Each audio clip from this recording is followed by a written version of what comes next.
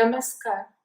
आज हम मिल रहे हैं 19 मई 2021 को और आज आपके सन्मुख हुए हैं वर्ल्ड आईबीडी डे को लेकर। तो सर, ये जो वर्ल्ड आईबीडी डे है, हमें पता चला है कि हर साल 19 मई को मनाया जाता है। तो इसके बारे में आप हमें कुछ जानकारी देंगे कि क्यों मनाया जाता है और ये शुरुआत कब से हुई? देखिए, हर साल 19 मई को वर्ल्ड आईबीडी डे मनाया जाता है। आईबीडी का मतलब है इन्फ्लेमेटरी बाउल डिजीज। इसके बारे में हम आगे बात करेंगे, मगर ये EFCCA मतलब European Federation of Crohn's and colitis associations, तो इन लोगों ने ये निजात किया था 2011 में। तब से हर साल इस तारीख को आईबीडी नामक रोग के जागरूकता के लिए ये दिन मनाया जाता है। बिल्कुल सही। तो सर, हम आपसे जानना चाहेंगे कि आईबीडी होता क्या है? देखिए, आईबीडी जो होता है वो एक प्रकार का ऑटो इम्यून डिजीज होता है। तो ऑटो इम्यून डिजीज किसको कहते हैं कि अपने शरीर का इम्यून सिस्टम जो है, अभी जैसे कोरोना में सबको इम्यून सिस्टम के बारे में बड़ी जानकारी आ गई है, मगर जो हमारे शरीर का इम्यून सिस्टम जो है वो अपने ही शरीर को जब नुकसान पहुंचाता है, तो ऐसे रोगों को ऑटो इम्यून डिजीज कहा जाता है। तो जैसे कि एक रूमेटॉइड आर्थराइटिस जो एक बहुत ही कॉमन जोड़ों की बीमारी है, तो उसमें जो अपनी इम्यूनिटी है वो जोड़ों के अगेंस्ट काम करती है। तो इसी तरह इन्फ्लेमेटरी बाउल डिजीज मतलब कि आईबीडी, इसमें जो है अपना इम्यून सिस्टम अंतड़ियों के विरुद्ध काम करता है और उसमें सूजन पैदा करता है, अल्सर्स पैदा करता है और इसके कारण लक्षण आते हैं। ओके, तो सर ये एक मुझे जो आपसे जो जानकारी मिली है उससे लगता है कि आईबीएस और आईबीडी ये सुनने में एक जैसे लगते हैं, पर ऐसे दोनों अलग बीमारी है। बिल्कुल, तो आप बिल्कुल थोड़ा सा अलग हमें बीमारी इसके बारे में भी तो बताइए। ये काफी कंफ्यूजन पब्लिक में भी होती है, जनता में भी, आम जनता में भी ये कंफ्यूजन होता है। इनफैक्ट कई जनरल प्रैक्टिशनर्स में भी ये, डॉक्टरों में भी जो शायद गैस्ट्रोएंटरोलॉजी की जानकारी ना रखते हो, तो उनमें भी ये काफी कॉमन दुविधा होती है कि आईबीएस और आईबीडी में फर्क क्या है। तो देखिए, जो आईबीएस है इरिटेबल बोवेल सिंड्रोम है। तो इरिटेबल बोवेल सिंड्रोम का मतलब होता है कि संवेदनशील अंतड़ियां। तो किसी ये ज्यादातर ये थोड़ा मन की जो तकलीफ है उसकी असर आंतों पे होती है, तो इससे आईबीएस बीमारी होती है। तो जिनका थोड़ा संवेदनशील स्वभाव हो उससे आंतों पे इफेक्ट होती है, तो उसके कारण इनको पैखाना ज्यादा जाना, पेट में थोड़ा दर्द होना, ऐसी परेशानियां होती है। पर आईबीडी काफी अलग रोग है जिसमें आंतों में सूजन होती है। राइट, तो जैसे आपने बहुत अच्छे से हमें समझाया कि ये एक ऑटो इम्यून डिजीज है आईबीडी, जबकि आईबीएस ऐसे सिंपल रोग है, बट आई थिंक उसमें ब्रेन गट कनेक्शन का ज्यादा असर पड़ता है। बिल्कुल। पर जैसे हम आज आईबीडी डे मना रहे हैं, तो हम आपसे जानना चाहें कि इसकी व्यापकता क्या है, हमें जागरूकता फैलाने की जरूरत क्या है इस डिजीज के बारे में? तो आईबीडी के पहले तो मैं इसके व्यापकता के बारे में बताने से पहले इसके दो प्रकार हैं जो मैं आपको बताना चाहूंगा।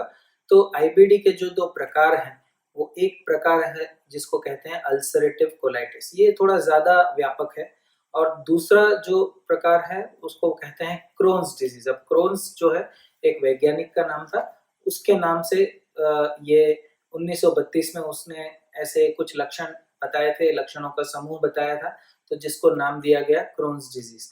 तो ये दो प्रकार की बीमारियां आईबीडी के अंदर आती हैं। तो जो आईबीडी है, तो जिसमें अल्सरेटिव कोलाइटिस है, तो उसकी जो व्यापकता भारत में जो है कि अगर आप 1 लाख जनता को देखें तो उसमें करीबन 44 लोगों को अल्सरेटिव कोलाइटिस होने की संभावना है। और यदि आप नए केस देखें, हर सालाना कितने नए केस बनते हैं, तो 1 लाख जनता में करीबन 6 नए केस अल्सरेटिव कोलाइटिस के देखने को मिलते हैं। जो क्रोन्स डिजीज जो बीमारी है, उसके अंदर जो है हमें जानकारी है नहीं, जो मेरे ख्याल से इस क्षेत्र में थोड़ा ज्यादा रिसर्च की जरूरत है। मगर हम जो हमारे अनुभव से देख रहे हैं कि भारत में ये क्रोन्स डिजीज की जो व्यापकता थोड़ी बढ़ रही है, उसके 2-3 कारण हैं। एक तो जैसे वेस्टर्नाइजेशन काफ़ी हो रहा है भारत में भी, और जैसे लोग ज़्यादा जंक फूड की तरफ जा रहे हैं, तो ये वेस्टर्नाइजेशन कहते हैं, हमारे कल्चर का वेस्टर्नाइजेशन हो रहा है, खुराक का वेस्टर्नाइजेशन हो रहा है। दूसरा कि डॉक्टर अभी ये ज़्यादा पहचान, मेरे जैसे गैस्ट्रोएंटरोलॉजिस्ट डॉक्टर इस रोग को ज़्यादा अच्छी तरह पहचानने लग गए हैं, थोड़ी-सी अवेयरनेस लोगों में बढ़ी है। तो ये सब कारण है कि इसकी व्यापकता भी क्रोन्स डिजीज़ की भी बढ़ रही है, पर उसके एग्ज़ैक्ट आंकड़े हमारे पास अभी कोई रिसर्च से है नहीं। ओके, डॉक्टर साहब हम इन बीमारियों के लक्षण के बारे में जानना चाहेंगे कि पेशेंट को कब पता चले कि उनको कोई गैस्ट्रोएंटरोलॉजिस्ट को कंसल्ट करना चाहिए या उनके पास जाना चाहिए, उनका मार्गदर्शन लेना चाहिए? जी, देखिए ये जो 2 प्रकार हैं, मैं उसी के हिसाब से बात करूँगा। तो जो अल्सरेटिव कोलाइटिस है, तो उसके लक्षण हैं कि पैखाने में ज़्यादा बार जाना पड़े। तो नॉर्मल जो पैखाना नॉर्मल इंसान में होता है, वो 3 दिन में 1 बार को भी नॉर्मल कहते हैं, और 1 दिन में 3 बार जाए उसको भी नॉर्मल कहते हैं। पर यदि 1 दिन में 3 बार से ज़्यादा जाए और साथ में पैखाने में खून है, तो ये थोड़ा लक्षण हो सकता है कि अल्सरेटिव कोलाइटिस हो, तो उसकी जांच होनी चाहिए। इसके अलावा अल्सरेटिव कोलाइटिस में पेट में दर्द भी हो सकता है, और मुख्य लक्षण ये होता है कि पैखाने में खून है। जो क्रोन्स डिजीज है, ये जो बीमारी है, जैसे अल्सरेटिव कोलाइटिस की बीमारी है, बड़ी आंतों में ही होती है, जो बड़ी आंतों में सूजन और अंदर छाले पड़ जाते हैं, तो उसकी बीमारी है। मगर जो क्रोन्स डिजीज है, वो मुख से लेके मल द्वार तक कहीं पर भी आंतों में सूजन हो सकती है। तो उसके लक्षण कभी-कभी उसके जैसे होते हैं, अल्सरेटिव कोलाइटिस के जैसे ही होते हैं, मगर वो और भी लक्षण हो सकते हैं, जैसे पेट में दर्द होना, खुराक का पाचन ना होना, वजन कम हो जाना, तो पैखाना ज़्यादा बार जाना, पैखाने में खून गिरना, ये सब लक्षण तो हो ही सकते हैं, पर उसके अलावा वजन कम होना, और जो है पाचन ना होना, ये सारी पाचन चीजें तंत्र के जिस हिस्से में ये रोग है उस हिसाब से लक्षण देखने को यदि ये लक्षण बहुत छोटे बच्चों में अगर आता है, तो उनकी ग्रोथ पे भी इफेक्ट होता है। जैसे अगर छोटे बच्चे हैं, तो फिर वो सही तरह से बढ़ नहीं पाते, क्योंकि उनको जो पोषक तत्व नहीं मिलते, तो उसके कारण वो बढ़ नहीं पाते। ओके, तो ये बहुत सुंदर जानकारी दी आपने, तो इससे प्रेक्षक मित्रों को काफी सहायता रहेगी। सो नॉर्मली जब भी हम कोई डे सेलिब्रेट करते हैं, तो हर साल एक थीम होता है। जैसे हमने रिसेंटली विमेंस डे सेलिब्रेट किया, तो हम हर सालाना इसको एक नए थीम के साथ प्रदर्शित करते हैं। तो इस साल का आप हमें इस आईबीडी डे का थीम बताएंगे? देखिए, इस साल 2021 वर्ल्ड आईबीडी डे का थीम है ब्रेक द साइलेंस, मतलब अपनी चुप्पी तोड़िए। तो कई लोगों को ऐसे लक्षण होते हैं, आईबीडी के लक्षण होते हैं जो मैंने आपको बताए, मगर वो शर्म के मारे, संकोच के मारे डॉक्टर के पास जाते नहीं। और दूसरी चीज ये है कि कुछ लोग ये जैसे अल्सरेटिव कोलाइटिस में खून निकलता है, पर वो ऐसा मानते हैं कि ये बवासीर है, पाइल्स है, तो इसके कारण ये, वो बोलते हैं बवासीर ही होगा, इसलिए इसके लिए हमें बड़े डॉक्टर को दिखाने की कोई जरूरत नहीं। तो ऐसे में ये बहुत जरूरी है कि आप प्रॉपर डॉक्टर को दिखाएं, जांच कराएं और इसका निदान करें, और फिर इसका उपयुक्त इलाज करें। सर, तो आप हमें निदान के बारे में थोड़ा-सा डिटेल में बताइएगा, क्योंकि ये बहुत ही इम्पोर्टेंट मुद्दा रहेगा कि हमारे दर्शक मित्रों को पता चलेगा कि क्या-क्या परीक्षण होते हैं, जिससे उनको पता चल सकता है कि उनको आईबीडी है या नहीं है। जी, देखिए, पहले तो लक्षण जो मैंने आपको बताए थे, तो उससे हमें शंका होती है कि हाँ, ये रोग हो सकता है। तो उसके बाद जो आगे निदान में हम करते हैं, तो खून के परीक्षण होते हैं। तो कुछ खून के परीक्षण से हमें थोड़ा अंदाजा आता है। दूसरा जो है सीटी स्कैन, पेट का सीटी स्कैन करना होता है। तो ये विशेष प्रकार का सीटी स्कैन होता है, तो उससे हमें पता चलता है, जिसमें बड़ी अंतड़ियाँ और छोटी अंतड़ियाँ हम सीटी स्कैन में देख सकते हैं। तीसरा और जो सबसे ज़रूरी टेस्ट है, वो होता है कोलोनोस्कोपी। कोलोनोस्कोपी मतलब मलद्वार के रास्ते से दूरबीन की जांच, और इसमें ना केवल हम अंदर की सतह को देख सकते हैं, मगर उससे ज़रूरत पड़ने पर बायोप्सी, मतलब कि अंदर से चमड़ी का एक टुकड़ा भी ले सकते हैं, और उसको माइक्रोस्कोप में देखकर उसका निदान हो पाता है। तो ये जो फाइनल स्टेप है वो कंफर्मेटरी स्टेप है। तो और कुछ विशेष केसों में हमें एंट्रोस्कोपी मतलब छोटी आंत में भी जाकर बायोप्सी लेनी पड़ती है। तो अब दूरबीन से छोटी आंत में भी जा सकते हैं। तो ये भी करना पड़ता है। तो एंट्रोस्कोपी और कोलोनोस्कोपी दोनों हमें करना पड़ता है और उसके बाद कंफर्म ये सारी चीजों से कंफर्म होता है और उसके बाद उसका फिर इलाज शुरू किया जाता है। सर, तो इलाज के बारे में अब हमें आप कुछ बताइएगा, क्योंकि इलाज जो है वो सबसे महत्वपूर्ण स्टेप है। निदान तो हो गया, आपने बता दिया कि नहीं ये आईबीडी ही है, पर मरीज को क्या क्या दवाई लेनी पड़ सकती है? देखिए, इलाज इसके 3 पार्ट हैं इलाज के। तो पहला जो बेसिक चीज होती है कि एक बार हमें रोग कितना फैला हुआ है, कितना क्या स्टेज है, वो हमें थोड़ा पता चले तो उसके हिसाब से हम दवाइयाँ शुरू करते हैं। जो टैबलेट्स होते हैं बहुत इजी होता है लेना और उसके हिसाब से ये दवाइयाँ शुरू करते हैं। अब इन दवाइयों में कुछ ऐसी भी दवाइयाँ होती है जैसे इम्यून सप्रेसेंट दवाइयाँ, जैसे हमने बताया पहले कि ऑटो इम्यून बीमारी है, तो इम्यून सिस्टम को थोड़ा सा हमें धोखा देना है इसमें। तो इसमें शुरुआत में कुछ केसेस में स्टेरॉइड्स देना पड़ता है, पर ये स्टेरॉइड्स कभी भी हम लंबे समय तक नहीं देते, जो शुरुआती उससे करते हैं। फिर कुछ ऐसी और दवाइयाँ जो इम्यून सप्रेसेंट्स हैं तो वो देना पड़ता है। कुछ और भी दवाइयाँ हैं जिसको हम कहते हैं हमारी भाषा में मेसेलेमिन, तो इसकी भी टैबलेट्स आती हैं। तो ये पहला तो है दवाइयाँ। अगर दवाइयों से रोग कंट्रोल नहीं होता है तो कुछ विशेष प्रकार के इंजेक्शन आते हैं, तो वो देना इसमें ज़रूरी बनता है। पर मेरे ख्याल से 90% मरीजों में इसकी ज़रूरत नहीं पड़ती है, दवाइयों से उनमें फ़र्क पड़ जाता है। यदि दवाइयों से फ़र्क नहीं पड़ता तो ये इंजेक्शन की ज़रूरत पड़ती है। हालाँकि ये इंजेक्शन काफ़ी महंगे भी होते हैं और उसके थोड़े साइड इफ़ेक्ट्स भी होते हैं। तीसरा जो है, बहुत रेयर केसेस में सर्जरी की ज़रूरत पड़ती है। अब जैसे खास करके क्रोन्स डिजीज़ में जो मैंने आपको बताया कि मुँह से लेके मल द्वार तक कहीं भी इसका आंतों में सूजन हो सकती है, उसमें कई बार ऐसा होता है कि आंतों में सूजन के साथ सिकुड़न भी हो जाती है। तो ये सिकुड़न को खोलना पड़ता है। तो ये खोलने के लिए, आंतों की सिकुड़न को खोलने के लिए सर्जरी की ज़रूरत पड़ती है। कभी-कभी ये जो आंतों में सूजन होने के कारण आंतें फट सकती है, तो उसके लिए इमरजेंसी सर्जरी की ज़रूरत पड़ सकती है। बहुत रेयर केस में अल्सरेटिव कोलाइटिस में कैंसर हो सकता है, तो उसके लिए भी सर्जरी की ज़रूरत पड़ सकती है। तो ये 2-3 इंडिकेशंस मामले हैं जिसमें सर्जरी की ज़रूरत पड़ती है। पर ज़्यादातर जैसे आपने कहा कि दवाइयों से ही पेशेंट बिल्कुल सही रहता है। पेशेंट काफ़ी सही रहता है। कई सारे पेशेंट हैं जो दवाई नियमित लेते हैं, तो उनको बहुत ही ज़्यादा नॉर्मल लाइफ वो एंजॉय कर पाते हैं। अब सर, एक मुद्दा आपसे डिस्कस करना चाहूंगी कि पेशेंट्स की आमतौर पे ये क्वेरी रहती है कि दवाई हमें कब तक लेनी है, तो आप इसके बारे में भी हमें जानकारी दीजिए कि ये दवाई कब बंद कर सकते हैं।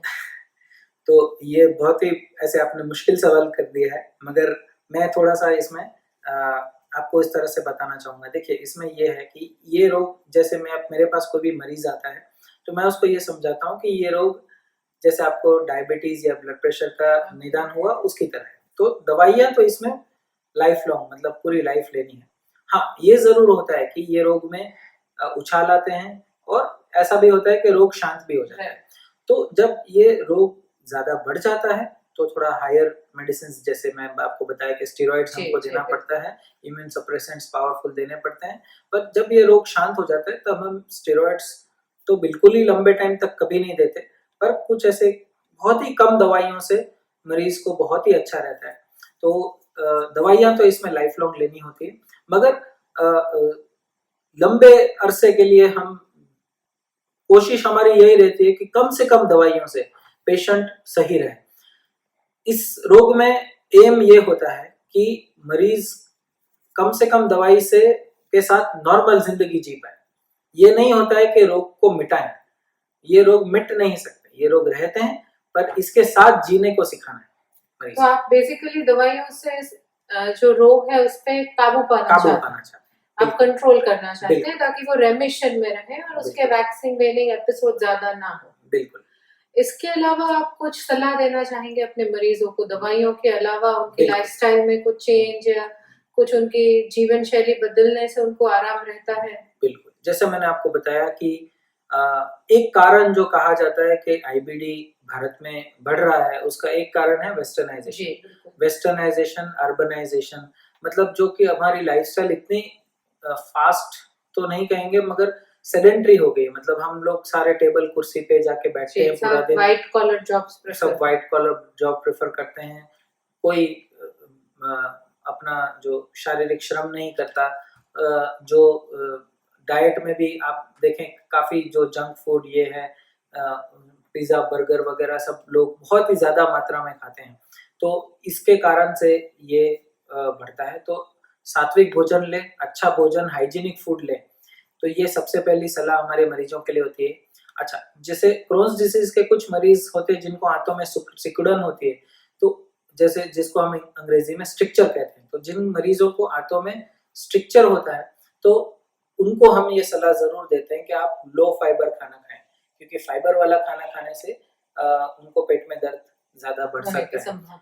तो हम उनको जरूर ये कहते हैं कि फाइबर वाला खुराक कम खाएं, पर ये हर एक मरीज के लिए नहीं है, सिर्फ क्रोन्स डिजीज के कुछ मरीजों के लिए ऐसी सलाह होती है।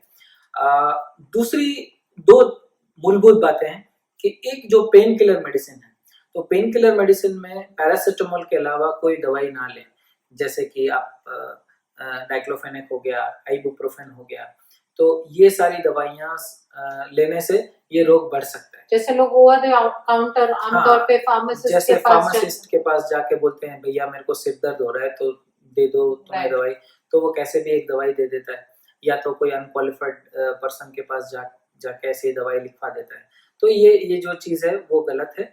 तो इसमें पैरासिटामोल के अलावा कोई दवाई पेन की ना लें, ये बहुत जरूरी है।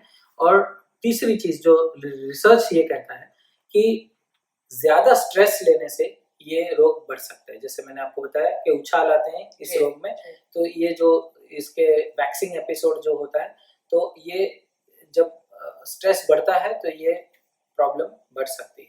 तो स्ट्रेस ना लें, फिजिकल एक्टिविटी करें, हेल्दी लाइफस्टाइल करें, व्यसन से दूर रहें, जो तंबाकू और बीड़ी सिगरेट वगैरह से ये क्रोन्स डिजीज काफी बढ़ सकता है। तो हमारी पहली सलाह हमेशा क्रोन्स डिजीज के मरीजों के लिए यही होती है कि आप बीड़ी तंबाकू छोड़िए। बेसिकली एक अच्छी जीवन शैली आपको इस रोग से या तो मुक्त रख सकती है या आपको रोग पे काबू पाने में बहुत मदद कर सकती है। बिल्कुल। सर, आपकी एक आखिरी राय, आप ओवरऑल इस पूरे संवाद को अगर हम संक्षिप्त में बताना चाहें या समराइज करना चाहें, तो आप हमें 2 बातें बताइए जो हम बिल्कुल याद कर लें, मुंह ज़बानी याद कर लें। बिल्कुल। तो देखिए, सबसे बड़ी दिक्कत जो इसमें होती है कि ये इसके निदान होने में बहुत समय लगता है। तो जो इस साल के आईबीडी का थीम है ब्रेक द साइलेंस, तो मतलब आप अपनी चुप्पी तोड़िए। अगर आपको ऐसे लक्षण हैं जो मैंने आपको बताए अभी, तो आप अपनी चुप्पी तोड़िए, अपने रिलेटिव से आप बात कीजिए, आप एक क्वालिफाइड डॉक्टर को, गैस्ट्रोएंटरोलॉजिस्ट को मिलिए और अपना निदान कराइए और फिर उसके बाद अपना इलाज कराइए। तो ये इसको पहचानना और इसका सही तरीके से निदान और इलाज बहुत ज्यादा जरूरी है। अगर ऐसा करेंगे तो हम अच्छी तरह ये रोग को काबू में रख पाएंगे और नॉर्मल जिंदगी जी पाएंगे। राइट। तो आपकी जो उम्मीद है कि एक अच्छे क्वालिटी ऑफ लाइफ देना अपने मरीजों को, वो संभव हो पाएगा अगर ये सारी बातों पे हम गौर करें तो। बिल्कुल। बहुत बहुत शुक्रिया, आपने हमारे लिए फुर्सत से थोड़ा समय दिया और ये हमें जानकारी दी। आशा है कि हम इस सीरीज को आगे लेके बढ़ेंगे। और आपका बहुत बहुत शुक्रिया दोबारा हमारे प्रेक्षक मित्रों की तरफ से।